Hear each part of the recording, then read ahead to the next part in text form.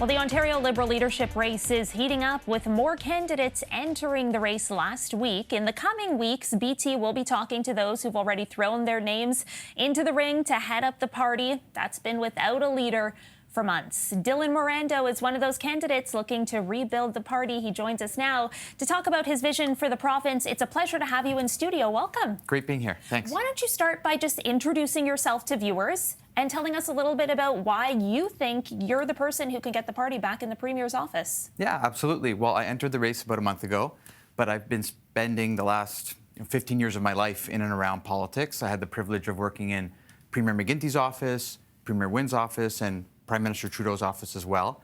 And in the process, I've put a lot of tools in the toolbox. And now my team and I, and many members of my team can make similar claims, are determined to use those tools to grow the party and beat Doug Ford and reinvigorate Queen's Park. And the reason we're doing it is because I believe, we're in the fight of our lives.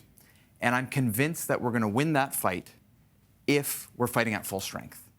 If every region of the province, every sector, every generation is given the opportunity to be at their best. So we need Queen's Park to create the conditions for that to happen. And unfortunately, this government has failed to do that. They can't look past Toronto.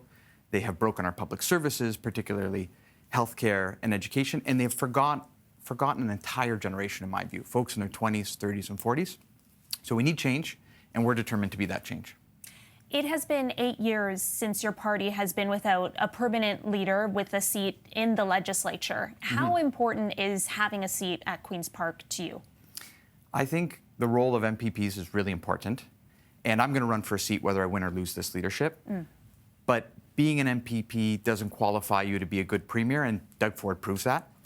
I think the most important thing for a future premier is to have experience governing. And as I said, I've had the extraordinary privilege of working for Premier McGuinty and Premier Wynn and Prime Minister Trudeau. I am proud to be able to say that I have more experience in the executive offices of government than all the other leadership candidates combined. So I think that's what we need to grow the party. I've been part of winning political movements. I've been part of governments that have delivered big results for Ontarians. And that's what my team and I are bringing to the table. Your party's campaign debriefs in 2022 and 2025, though, despite the party being led by experienced politicos like Stephen Del Duca and Bonnie Crombie, it did note that they were relatively unknown to the broader voting public, and that dragged down the party. How do you plan on building your name recognition with party members across this province without having that presence in Queen's Park? Yeah, absolutely. Well, I think maybe 20, 30, 40 years ago, having a seat at Queen's Park did determine your brand across the province. We live in a new world today. Digital media, earned media is very different than it was even just a decade ago. So the opportunity is definitely there. My priority over the next 7 months is to go to every corner of the province and to make sure Ontario Liberals are getting to know me and that I'm getting to know them. And I think that's what campaigns are for. It's okay that no one knows me today. I want everyone to know me in November when the leadership vote is happening. And the other thing I'll say is that I don't think we lost the last couple elections because we didn't have a seat in the House. We lost the last couple elections because we had COVID, we had Trump, Ontarians were looking for stability in times of crises, and that favors incumbents. But this is a very different election. The next election is going to be very different than the last two elections, and I think we're doing ourselves a disservice as a party building a strategy based on the rearview mirror, based on a strategy where we're looking ahead and we're focusing on Ontarians, not palace intrigue inside Queen's Park.